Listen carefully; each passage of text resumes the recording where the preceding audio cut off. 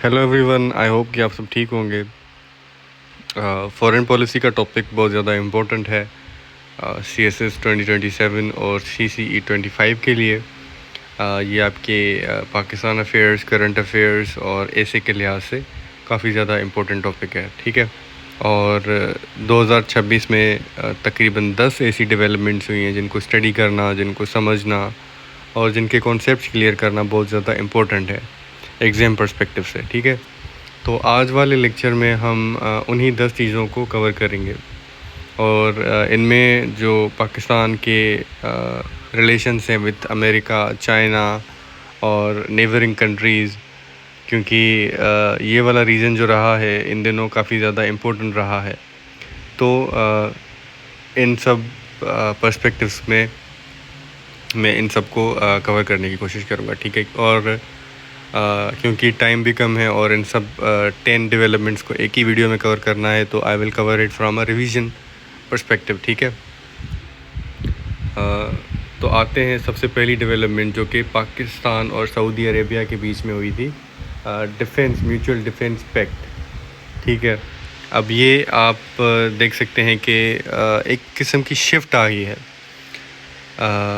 जब पाकिस्तान और इंडिया के बीच में एक एपिसोड हुआ था, मतलब जंग हुई थी एक लिहाज से पहलगाम अटैक के बाद, और उसमें पाकिस्तान विक्टोरियस इमर्ज हुआ था, और जहाँ पे इंडिया के हमारे आर्म्ड फोर्सेस ने जो एयर फोर्सेस थी उन्होंने रफ़ाइल गिराए थे JF-17 थंडर से। तो इससे हमारी जो क्या कहते हैं डिफेंस फोर्सेस हैं उनकी मतलब इंटरनेशनली एक इमेज निखर के आई थी, ठीक है। तो इसीलिए मुख्तलिफ़ कंट्रीज़ ने हमारे साथ डिफेंस पैक्ट्स किए थे, जिसमें सऊदी अरेबिया ने शुरुआत की थी, और ये बहुत ज़्यादा एक इम्पोर्टेंट स्टेप है और पाकिस्तान की फ़ॉरेन पॉलिसी के लिहाज से एक नया मतलब नई डॉन है, नए दरवाज़े खुल रहे हैं पाकिस्तान के लिए, नई अपॉर्चुनिटीज़ जनरेट हो रही हैं, नई अपॉर्चुनिटीज़ क्रिएट हो रही हैं। पाकिस्तान अपनी नए डिफेंस पैक्ट्स बना सकता है मुख्तलिफ़ कंट्रीज़ के साथ, जैसे मिडल ईस्टर्न कंट्रीज़ हैं, जैसे कुवैत है, कतर है। तो इन सब को डिफेंस की ज़रूरत होती है, और ये हमेशा अपने वेस्टर्न एलाइज़ की तरफ देखते हैं जब भी उन्हें डिफेंस चाहिए होता है, आर्म्स चाहिए होती हैं। तो हम we can avail this opportunity, जिसमें हम अपने होम असेंबल्ड JF-17 थंडर्स उनका ट्रेड कर सकते हैं और दूसरे कंट्रीज़ को प्रोवाइड कर सकते हैं, और एज़ स्ट्रॉन्ग डिफेंस एलाई बन सकते हैं दूसरे कंट्रीज़ का। तो हमारी जो ग्लोबल इमेज है वो शिफ्ट हो जाएगी, हम बहुत अच्छे से ट्रेड कर पाएंगे, और काफ़ी ज़्यादा इम्पोर्टेंट अपॉर्चुनिटी है, काफ़ी ज़्यादा इम्पोर्टेंट फॉरेन पॉलिसी के लिहाज से ये स्ट्रेटजिक डेवलपमेंट है, ठीक है। The strategic mutual defence agreement signed with Riyadh in September 2025 shifted into active practice in 2026. Pakistan dispatched troops, military hardware to Saudi Arabia during the critical period in the Iran war, ठीक है। इस दौरान हमने उनको troops provide किए और military hardware भी provide किया, demonstrating its firm commitment to the pact and marking a significant restructuring to its external security relations, ठीक है।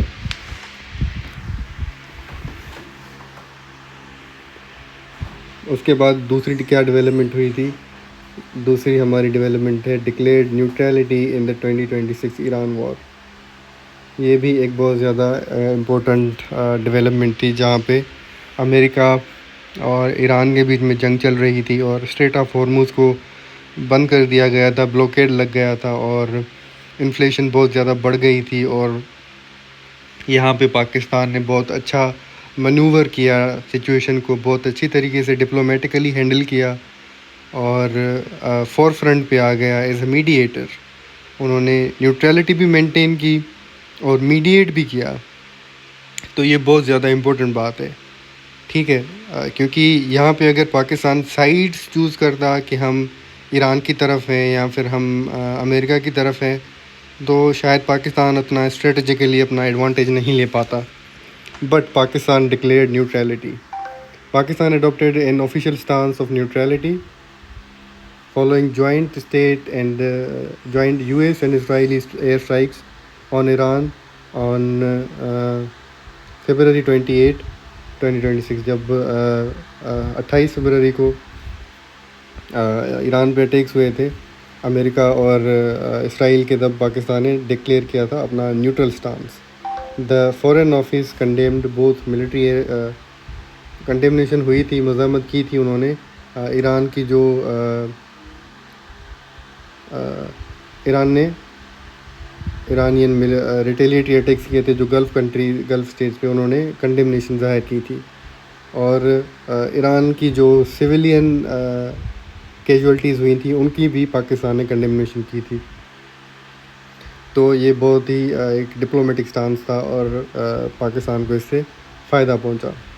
Despite oil flow disruptions and stalled US-Iran nuclear talks, maintaining neutrality was a strategic success for a state bordering Iran while allied with Riyadh. ठीक है, तो पाकिस्तान के लिए बहुत ज़्यादा parties involve थी, तो पाकिस्तान के लिए न्यूट्रलिटी मेंटेन करना बहुत ज़्यादा स्ट्रेटजिक था.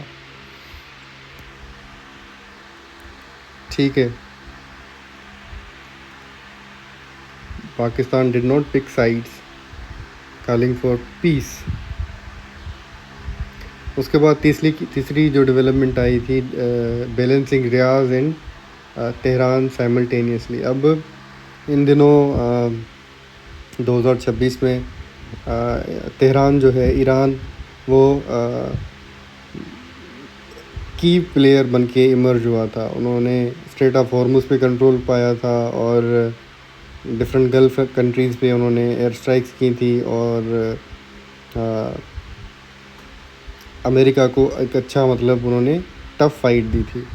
तो पाकिस्तान के लिए बैलेंस करना मतलब बैलेंसिंग एक्ट बन गया था बिटवीन रियाज एंड तेहरान. तो ये सऊदी अरेबिया और तेहरान के बीच में पाकिस्तान को बैलेंस आउट करना था और पाकिस्तान ने बहुत ही अच्छे तरीके से दोनों पार्टीज़ को बैलेंस आउट किया था. ठीक है, ये एक चैलेंज की तौर पे आया था जहाँ पे हमें ईरान का ट्रस्ट भी बिल्ड करना था और हमारे साथ जो सऊदी अरेबिया एक डिफेंस कोऑपरेशन था उसको भी मेंटेन करना था. इसीलिए हमने दोनों चीज़ों को बैलेंस करना था एंड दैट हैपेंड. ठीक है, और इसके लिए हमने सस्टेन्ड डिप्लोमेटिक आउटरीच की थी बिटवीन बोथ द कंट्रीज़, जहाँ पे हमने इस्लामाबाद अकॉर्ड्स तक फैसिलिटेट किया था ईरान को. वहीं पे हमने मिलिट्री ट्रूप्स और आर्म्ड इंटेलिजेंस वगैरह प्रोवाइड की थी सऊदी अरेबिया को. ठीक है, Saudi Arabia and Iran are major rivals. Pakistan manage to work closely with Saudi Arabia on defence while staying on good trustworthy terms with Iran, showing smart diplomacy without creating enemies. उसके बाद चौथी development जो है the recalibrated relationship with the United States. अब इन दिनों में you also must have noticed कि हमारे जो फील्ड मार्शल हैं आसिम मुनीर और हमारे जो डिप्टी प्राइम मिनिस्टर हैं इसहाक डार और हमारे प्राइम मिनिस्टर शहबाज शरीफ साहब, उन्होंने काफ़ी ज़्यादा फॉरेन ट्रिप्स की थी अमेरिका की तरफ और उनकी हाई ऑफिशियल के साथ विज़िट्स भी हुई थी, जहाँ पे काफ़ी ज़्यादा वायरल भी हुई थी जो मिनरल्स वगैरह दिखा रहे थे फील्ड मार्शल के साथ डोनाल्ड ट्रंप को और जेडी वैंस को. तो ये दिखाता है, ये पोर्ट्रे करता है कि पाकिस्तान और अमेरिका के जो रिलेशंस थे वो काफ़ी ज़्यादा स्ट्रेंथन हो गए थे, रिकैलिब्रेट हो गए थे. और रिसेंटली जो इस्लामाबाद अकॉर्ड्स हुए थे उसमें भी पाकिस्तान ने बहुत ज़्यादा मीडिएटिंग वाला रोल प्ले किया था, जहाँ पे खुद डोनाल्ड ट्रंप ने और जेडी वैंस ने, जो कि अमेरिका के वाइस प्रेसिडेंट हैं, उन्होंने खुद फील्ड मार्शल आसिम मुनीर को और हमारे प्राइम मिनिस्टर हैं उनको अप्रिशिएट किया था that they have played a vital role in the mediation talks. ठीक है। इसीलिए भी हमारा जो यूनाइटेड स्टेट्स ऑफ अमेरिका के साथ रिलेशन है वो 2026 में काफ़ी ज़्यादा स्ट्रॉन्ग हुआ था।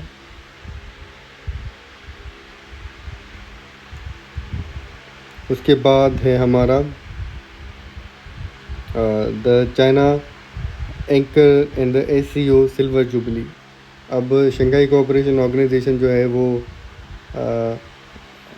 चाइना की ऑर्गेनाइजेशन है और इसमें चाइना और पाकिस्तान जो है वो हमारे उनका मतलब काफ़ी ज़्यादा स्ट्रॉन्ग फ्रेंडशिप है मतलब दोनों कंट्रीज़ के बीच में।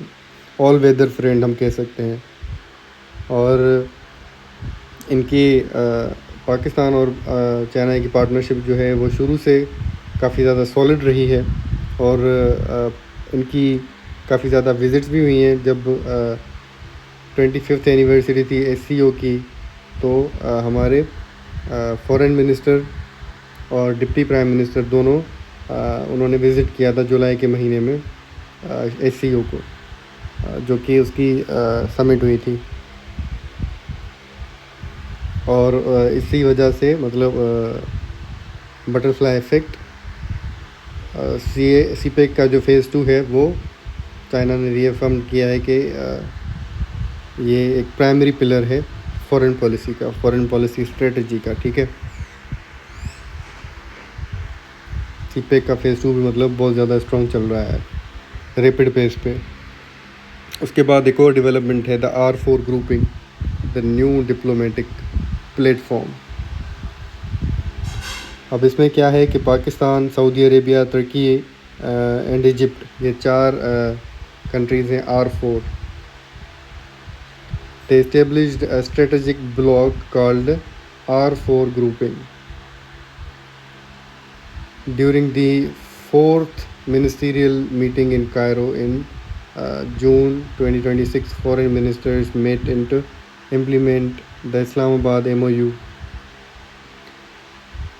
जहाँ पे उन्होंने फोकस किया था रीजनल स्टेबिलिटी पे, शेयर्ड इकोनॉमिक गोल्स पे, diplomatic solutions to the middle eastern security concerns. ठीक है, ये जो है ये सऊदी अरेबिया, इजिप्ट काफ़ी ज़्यादा मतलब इम्पोर्टेंस रखते हैं मिडिल ईस्ट के लिहाज से। और तुर्की तो वैसे भी एक इम्पोर्टेंट प्लेयर है, एक्टिव रोल प्ले करता है, ख़ास करके जो कन्फ्लिक्ट्स होते हैं ग्लोबल लेवल पे, जैसे यूक्रेन और रशिया का कन्फ्लिक्ट है, उसमें भी तुर्की ने बहुत ज़्यादा इम्पोर्टेंट रोल प्ले किया था मीडिएशन वगैरह में। तो ये जो R4 ग्रुपिंग है ये भी पाकिस्तान के लिए, पाकिस्तान की फॉरेन पॉलिसी के लिए एडवांटेजियस है, फ़ायदेमंद है, जहाँ पे पाकिस्तान के लिए रीजनल इश्यूज़ को सॉल्व करना, इकोनॉमिक ग्रोथ अपॉर्चुनिटीज़ और मुस्लिम कंट्रीज़ के साथ कलेक्टिव एक्शन लेना, ये सारी की सारी अपॉर्चुनिटीज़ बन सकती हैं। आफ्टर दैट जो दूसरी डेवलपमेंट हुई है, इंडिया का जो फ्रोज़न फ्रंट है वो भी सामने आया है इंडस वाटर टीडी के लिहाज से। ये मैंने पहले वाले जो डेवलपमेंट हुई थी जहाँ पे डिफेंस की बात की थी मैंने, वहाँ से ही रिलेटेड है ये भी। पाकिस्तान और इंडिया के जो बायलैटरल टाइज़ हैं वो मतलब हॉल्टेड रहे हैं, उनके बीच में जो ट्रेड है वो सस्पेंडेड है शुरू से ही, काफ़ी टाइम से, जो कि पहलगाम अटैक हुआ था कश्मीर के अंदर। अब इसे हम डिप्लोमेटिक फॉलआउट कहते हैं कि जो डिप्लोमेटिक दोनों कंट्रीज़ के बीच में होती थी थोड़ी बहुत, वो भी पूरी तरीके से बंद हो गई है। Pakistan denied state involvement and requested international probe, कि जो मतलब बिना किसी इन्वेस्टिगेशन के, बिना किसी कंक्रीट एविडेंस के इंडिया ने पाकिस्तान को ब्लेम किया था और कहा था कि इस पहलगाम अटैक में पाकिस्तान की स्टेट इन्वॉल्व है, जबकि ऐसा कुछ था भी नहीं। और पाकिस्तान की फॉरेन पॉलिसी डिप्लोमेसी में पाकिस्तान ने प्रूव किया कि पाकिस्तान की पहलगाम अटैक में कोई भी इन्वॉल्वमेंट नहीं थी। ठीक है, जिसमें पाकिस्तान पीपल्स पार्टी के जो चेयरमैन हैं Bilawal Bhutto Zardari, he also played a very crucial role in exposing India, जहाँ उन्होंने इंटरनेशनल मीटिंग्स वगैरह की थी, और मेन स्ट्रीम मीडिया जो इंटरनेशनल लेवल पे है उन्होंने इंटरव्यूज़ किए थे, पॉडकास्ट किए थे, प्रेस कॉन्फ्रेंसेस वगैरह की थी, जहाँ पे उन्होंने इंडिया को एक्सपोज किया था that it was a false flag operation by the Modi government. ठीक है। उसके बाद हमारे लिए जो बहुत ज़्यादा इम्पोर्टेंट है इंडस वाटर ट्रीटी, वो उन्होंने ये चीज़ जो है फोकल पॉइंट है हमारे लिए, क्योंकि इंडस वाटर ट्रीटी के हिसाब से जो 3 पानी की सोर्सेज हैं, रिवर्स हैं, जो इंडस, चिनाब और झेलम, ये पानी की इंडस वाटर ट्रीटी के जो लिहाज से उसके मुताबिक हमें मिलनी है, पाकिस्तान को मिलनी है, बट यूनिलेटरली इंडिया ने सस्पेंड कर रखा है। और डिप्लोमेटिक चैनल, मतलब जब भी पानी का फ़्लो कम होगा, पानी का फ़्लो ज़्यादा होगा, तो इंडस वाटर ट्रीटी के चैनल के थ्रू इंडिया को हमें इन्फॉर्म करना है, बट उन्होंने वो चैनल बंद कर दिया है, मतलब वो अब हमें इन्फॉर्म नहीं करेंगे। तो वो कब मतलब सस्पेंड हो गई है, तो वो पानी हमारा बंद कर सकते हैं, पानी छोड़ सकते हैं। तो पाकिस्तान ने ऑलरेडी इसे as a war crime declare कर दिया है कि अगर इंडिया हमारी इन रिवर्स के साथ कोई छेड़छाड़ करता है, या डैम बनाता है इलीगली, या पानी बंद कर देता है, तो it will be considered as an act of war against Pakistan, against the state of Pakistan, against the people of Pakistan. और एक्ट ऑफ वॉर को पाकिस्तान मिलिटरीली डील करेगा। ठीक है। इंडिया ने इंडस वाटर ट्रीटी को अबेंस में होल्ड किया है सिंस अप्रैल 2025। ठीक है। जबकि इंडिया लीगली उसको अबेंस में होल्ड नहीं कर सकता, सस्पेंड नहीं कर सकता। उसके बाद अफ़गानिस्तान, जो कि अनसेटल्ड हमारा वेस्टर्न फ्रंटियर है, जहाँ पे एक किस्म का माथे का दर्द बन गया है वेस्टर्न फ्रंटियर पाकिस्तान के लिए। काफ़ी सारी डेवलपमेंट्स के को नज़र में रखते हुए, जैसे कि टीटीपी है, तहरीक तालिबान पाकिस्तान, उन्होंने भी काफ़ी ज़्यादा मिलिटेंट अटैक्स किए हैं रिसेंट टाइम्स में। पाकिस्तान के लिए इंटरनल सिक्योरिटी थ्रेट बन गए हैं। और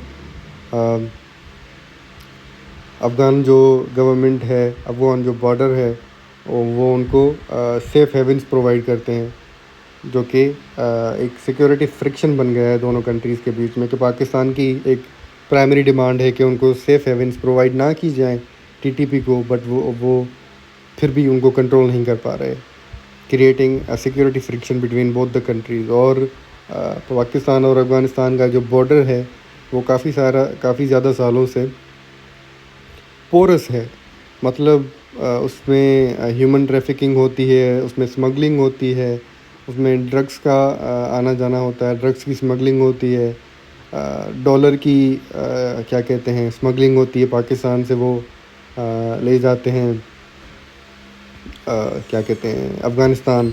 और उसके अलावा मिलिटेंट्स जो हैं, उनको सेफ़ हेवन्स प्रोवाइड की गई हैं, तो वो इन पोरस बॉर्डर से क्रॉस करके पाकिस्तान के अंदर आ जाते हैं।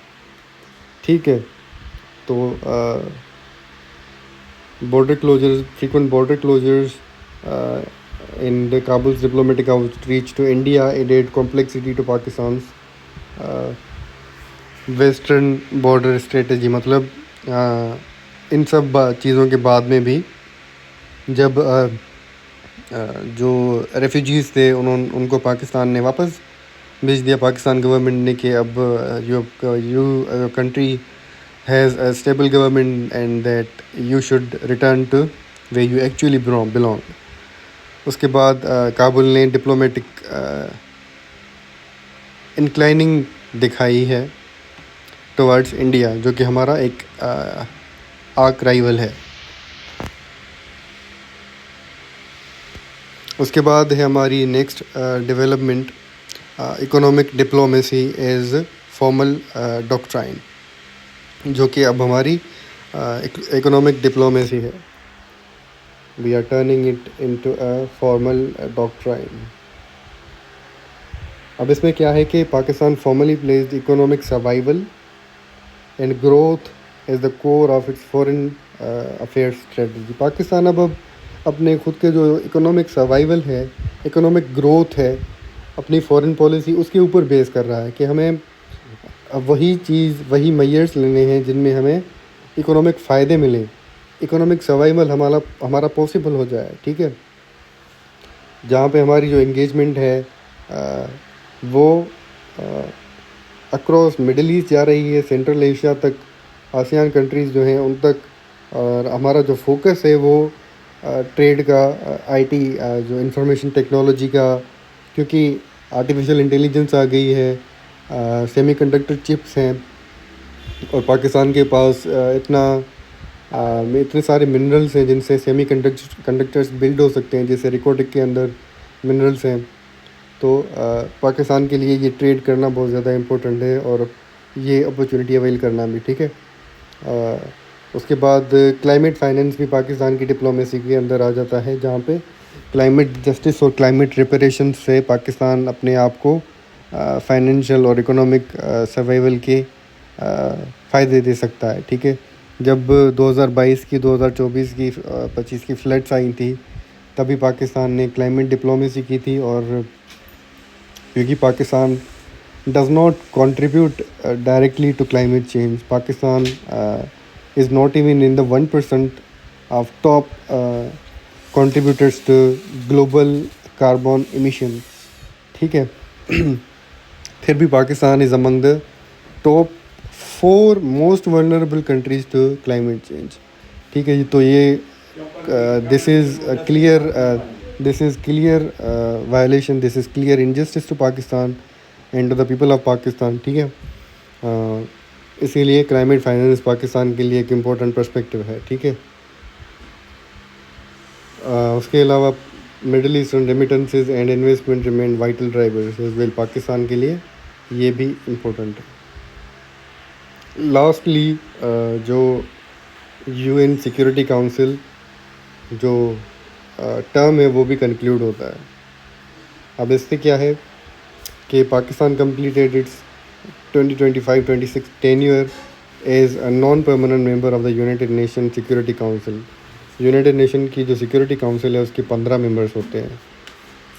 There are 5 permanent members of united nation security council and 10 non permanent. और पाकिस्तान का 2025-26 वाला जो टेन्यूर था एज नॉन परमानेंट था, अब वो पूरा हो चुका है। ठीक है, और ये this is the 8th term. Pakistan 7 बार पहले बन चुका था, और ये पाकिस्तान का 8वां टर्म है। Provided international platform to advocate for global issues, जहाँ पे कश्मीर की बात आ जाती है, फ़लस्तीन की आ जाती है, अफ़गानिस्तान की आ जाती है, और पाकिस्तान इन तीनों के लिए हमेशा एडवोकेसी करता रहा है, ख़ास करके कश्मीर और फ़लस्तीन। ठीक है, जब पाकिस्तान ने इनकी लिए एडवोकेसी की थी, स्पेशली जब पाकिस्तान के पास प्रेसिडेंसी थी जुलाई के महीने में। ठीक है, तो ये कुछ इम्पोर्टेंट डेवलपमेंट्स थी फॉरेन पॉलिसी के लिहाज से। आई होप कि आपको ये समझ में आ गई होंगी। If you have any queries about the foreign policy of Pakistan, you can drop it in the comment section below. I will try to address it as soon as possible, and if you want any topic to be covered, you can let me know in the comment section. हम उसको भी cover करने की कोशिश करेंगे। I will see you in another video. Till then, take care. Allah Hafiz.